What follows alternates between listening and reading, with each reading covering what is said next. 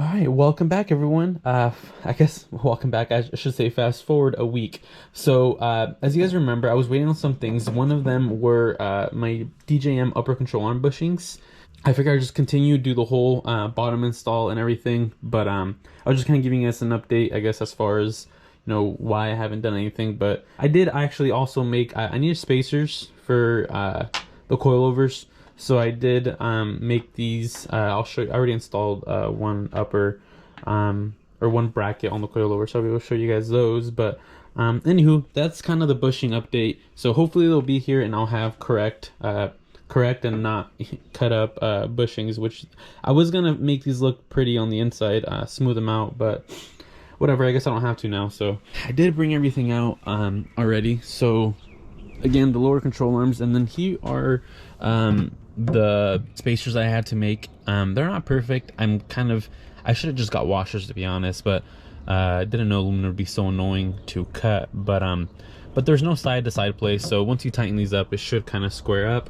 And then I got the ball joints pressed into the lowers. I had to go to a friend's shop that has a press to get these in. They were super hard to do with the presser that I had from O'Reilly's, so that was fun. But anywho, I was able to use a press and they went in, and super nice quality. I really like these Movtech lower and uppers. The uppers are on the spindles, but the ball joints. And then here are the control arms. So I did sand them and paint them. One thing I should note, so DJM made like an updated version of these control arms where they basically notched them. So the spindle is somehow binds in here. I think it's at compression stage is where it'll kind of nick the top. So I thought these were solid. I thought these were hollow, but it turns out they're solid. So pretty simple. Thankfully they were solid, so you're able to notch as much as you want. I don't know if this is enough. I figured notch a little less, and then if you have to notch more, I could always do it down the road. But that's these guys. And then all I did is just, again, clean them up, clean up the insides, clean up the little greasers, and then re-put everything on. So they should be ready for the bushings when they get here. And then everything else is pretty much the same. Not sure if I updated you guys on this thing. So I guess poly bushings, they take a specific grease. It's a synthetic polymer grease. So O'Reilly's had this in stock, so I grabbed this from them.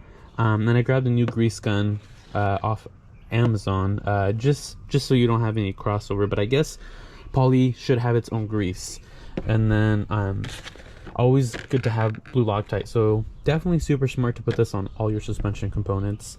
All right, let's start with the left side, which would be this one. Gonna need this and these two.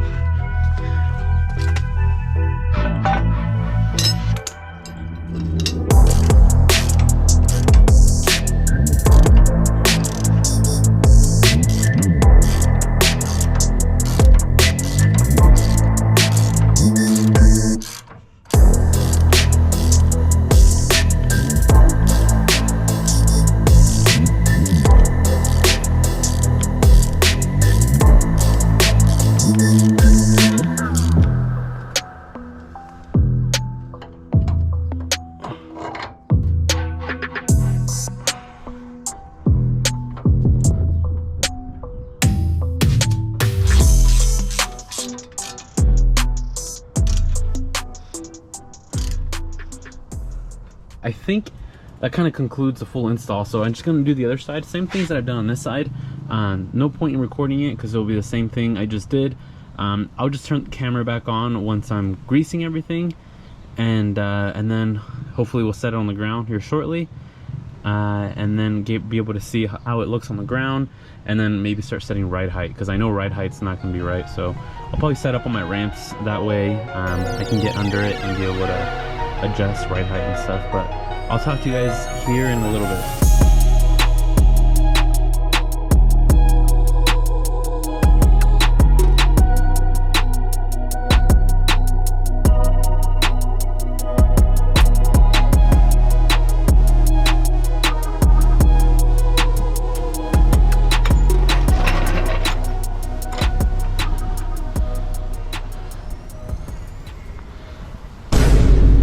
Yeah, it definitely needs to come down a lot. Huh? All right then. That's as much as I can do for now. But definitely, oh yeah, definitely needs to come down a solid like 3 inches. So anywho, I'll mess with this later, but ride height definitely needs to be adjusted. So welcome back everyone. So it's been about like 3,000 miles ever since I did the full suspension upgrades, which we saw in part 1.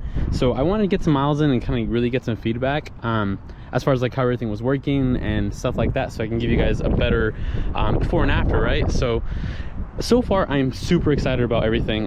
The way it's been handled, the way it's handling, the way it's driving, and the adjustability of over each individual corner. So like for example, when I was up way up north Arizona, and there was a super bumpy road, and since I have spacers out back, you tend to bottom out a lot, so you tend to hit the lip up here. So I was able to adjust the rear shocks to firm them up to get a better response. And then our highways here are like part asphalt and part concrete, so there's like these huge lumps in these random areas. So I'm able to move on the high-speed compression, I'm able to tighten it up, so therefore it doesn't move as quick on those high-speed bumps. So kind of been dialing everything in. I'm most comfortable with, as far as like road conditions, as far as rough road conditions, I'm the most comfortable with the handling. I'll show you guys real quick. On the handling, they have different like categories, right? And then on those they have different knobs that they different settings that they suggest. So like for example, these are for the rears. So for the rears, they divide it to the front and I'm sorry, to the rear and to the front, and then they have like comfort, handling, and so on and so forth. So I've honestly just been messing with just handling and comfort areas. So they have windows, like for example, on the rear for the compression, they have 6 to 8. So what I've been doing is I've been kind of following those guidelines. So the comfort is amazing, but for the road, how rough our roads are around here, it just bottoms out too much. So it doesn't work for my application, just because of my wheel and backspace, and I'm sorry, not my backspace, but my spacers and such. So I was able to usually get the best results on the bottom end of the handling. Although on the top end of the handling, so like on 8 and 12, it rides like honestly like a car. It's kind of crazy. It's hard to explain in the video, I guess, or just kind of show. It's just the feeling you get as a driver. And then for the front, so these are the coilovers. So these again are the triple adjustable. So we have the HB valving.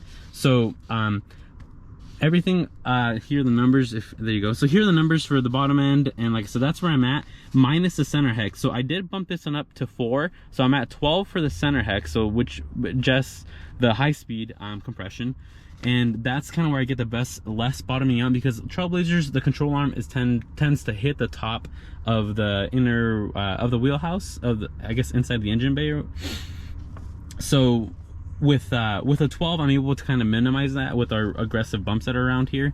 And then for the rear, I think I still have the same settings when I was on that one road trip. So I have it on 4 additional to 6, so I have it on 10 for the compression, and then I have rebound still set at 8, and it's decent. I mean, it could be a little bit softer, but like I said, it's a bottoming out thing, so it's more like I'm kind of happy there. And if I need to adjust it, it's literally like super accessible. It's right there. But yeah, so I mean, like I said, I wanted to get some miles on here so I can give you guys, you know, kind of a good well feedback on suspension components, and I would absolutely recommend everything.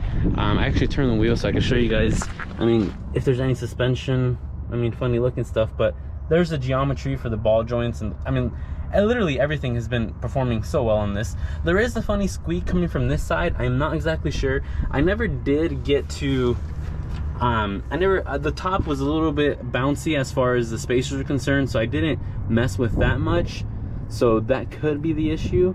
But it's honestly just a noise. It's not that big of a deal. So everything has just been absolutely amazing. I've been meaning to kind of drive it up on ramps and just kind of look everything over again, just make sure everything is still tight and what have you. But everything's got either locking nuts, or they have cotter pins. There you go. Everything has got cotter pins, so there's really no issues on everything. There shouldn't be any issues on anything coming loose. But yeah, I mean, that's kind of it. I'll probably drive a little bit and kind of show you guys the vibration I had before. It depends on road conditions. Sometimes it's really minor. Anywho, that's for down the road, but I'll give you guys a little drive and see if we notice anything in terms of vibrations. But normally, from what I've seen on the settings that I have it now, it does occasionally pop up, but it's kind of mostly gone for the most part. Unlike before it was really drastic. You would notice it at generally like over 60 miles an hour, and it would be really, I mean, it would just be pronounced, right? So now a lot better on these settings. Again, it is noticeable. When it's on the soft settings, I have not noticed it at all. So the suspension really just absorbs everything. I was trying to think of anything else, but I mean, that's honestly it. Like, this will conclude suspension. I do want to do kind of like a little walk around, since some of you guys don't know much about the whole setup on this. So that's kind of my next plan for this. But as of now, for mods, I'm currently working on a remote catch can setup that isn't in the engine bay. So hopefully I get some more advances on that. And then I'm also going to do a remote mount transcooler, because Trailblazers don't have much room in the front. So I got a 40K up front, but it's literally stacked right on top of my condenser. And if my theory is correct, I mean, you need well, not my theory, but I guess according to everyone that I've spoken to, you need about a 3/4 inch ideally. I mean, usually a 1 inch gap between each radiator, if you will. So that's the issue that I think I'm running up to up front, as far as like hot spotting. So hopefully I'll be able to remote mount it, and then avoid that hotspotting issue that you have. Because when we have our 120-degree days and you're just stuck on stop and go traffic with AC on and everything, it just builds a bunch of heat. So hopefully that's my issue. I mean, I do have 13-inch ball fans, and I mean, I have all the cooling upgrades. I have a FSR radiator and stuff like that. Again, I don't want to get too far into it, but that is kind of my next plan, to give you guys a little more content, and just see, like, you know, overall making the platform better, because that's usually the common issue with these things, is overheating. So hopefully that'll be up soon. I shouldn't say be up soon. I'm still working on some wiring harness things. I got to make a shroud, so I got to do some things before I'm ready to install everything. But as of now, it's kind of like as of now, it's more or less just working on everything on my end. So, but I will have, you know, more content for you guys. It's just kind of been a really busy last few weeks, but even then, more or less, I did get some good miles on it to give you guys a good result. So I'll go ahead and just drive it back, and I'll show you guys the steering wheel feedback and see if there's anything, which again, there wasn't much that I can notice, but I'll let you guys be the judge. All right, so on the road, let's see if I can, let's see what this thing, I guess, does rather. So we're at 60, yeah, we're about 58 miles an hour right there. And the road's a little bit rough.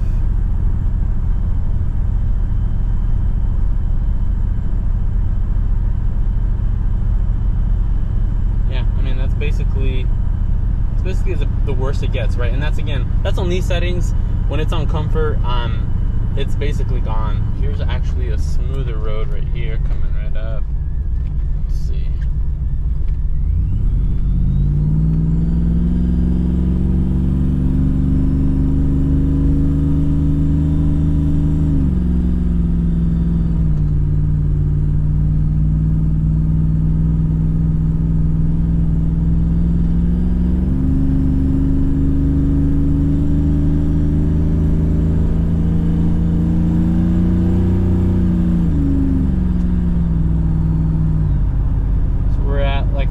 Right there.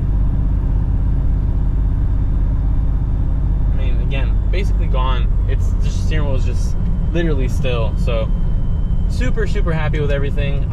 If you guys are on the fence about doing coilover upgrade, I would highly recommend it. Can't speak for the normal setup as far as like the arm bracket that we're talking about, but I'm sure it should be similar results. I don't know anyone with that coilover that I could compare with, a coilover setup that I can compare with, but from what I have, I'm just super pleased with everything. So debating on doing a rear sway bar. I don't think it's really needed, but it should definitely help. So that might be the next suspension upgrade for me, but otherwise I mean, everything's just basically, in my opinion, perfect, right? Compared to how it was before. So, anywho, so I'll conclude the video here, and thank you guys for watching.